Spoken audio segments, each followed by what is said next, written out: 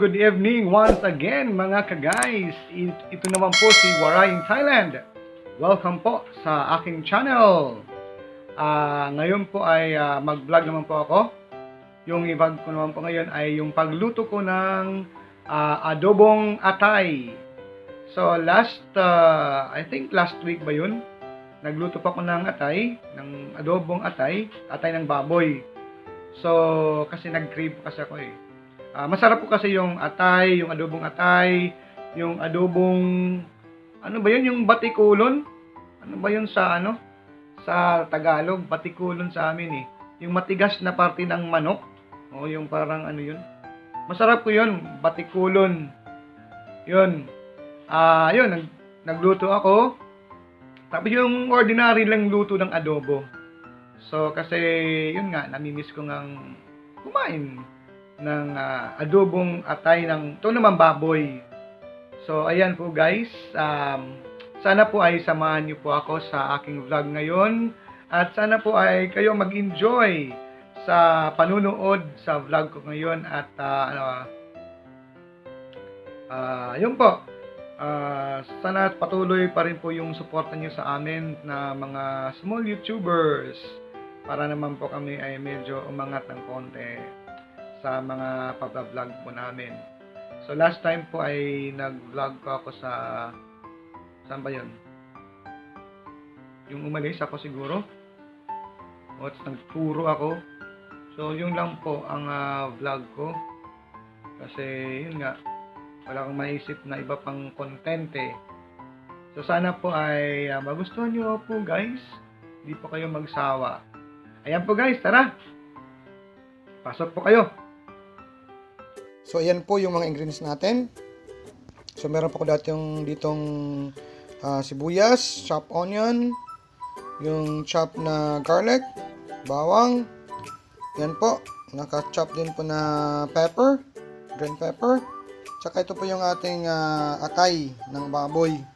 So, hiniwa ko na po siya. So, simple lang pong itong luto. Kumbaga, simpleng adobo na ginamit natin na karne, yung atay ng baboy.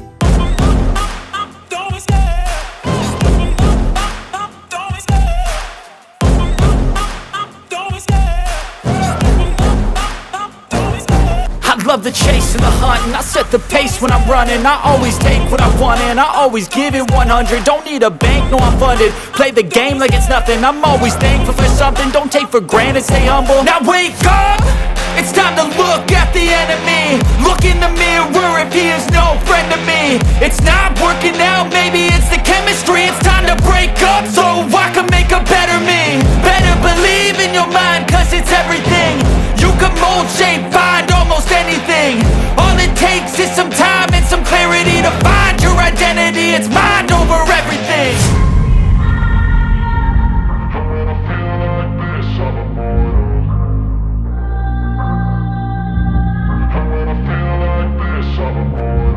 And when I feel like this, I'm immortal.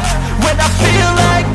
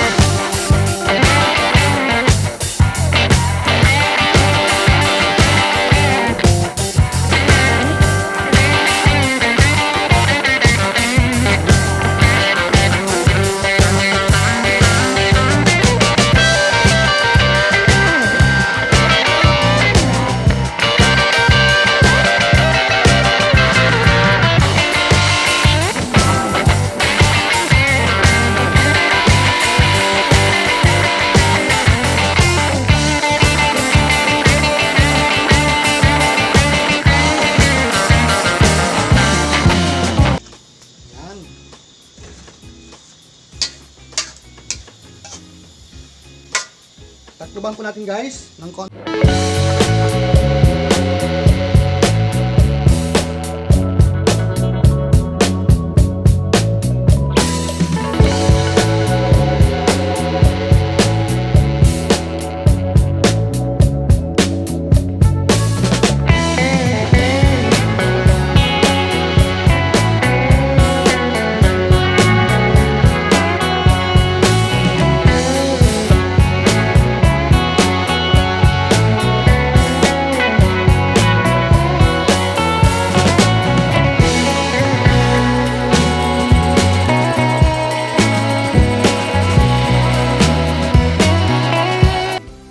Alawara in Thailand.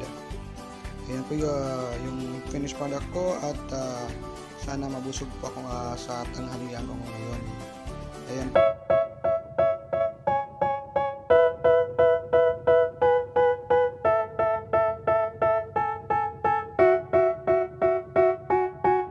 They tell me that I'm never gonna make it. They want me to do something that could make sense. They hate when I keep dreaming I'll be famous, but I don't give a fuck, I'ma keep chasing. I got all this Lang po ako, yung iba din dyan na mga small YouTubers. Kaya sa akin, supportahan po natin sila lahat. Kaming lahat po, supportan niyo po para kami po ay maging successful na mga YouTubers in the future po. Ayan po, at hanggang sa muli po na aking pag-vlog. Salamat sa lahat. Wadikap!